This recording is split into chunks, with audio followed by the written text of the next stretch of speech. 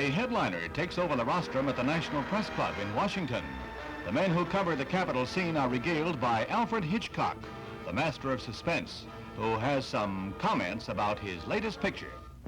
For over 30 years now, I have been indulging in the occupation of raising goose flesh domestically and in England.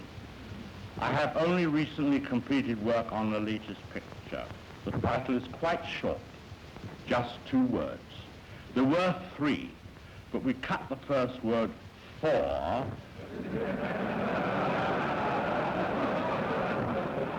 and call it simply The Birds.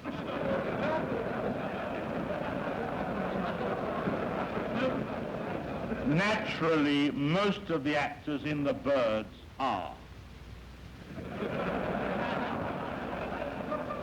In fact, I have employed more feathered performers than have been seen since fan dancing went out of style. The cast also includes a few men and women. After all, the picture isn't just about the birds, it's about the bees, too. Mr. Hitchcock receives a citation to mark his 30 years of contribution to the world of entertainment. The Birds is his 50th movie. New honors for the man who was chilling movie audiences long before air conditioning.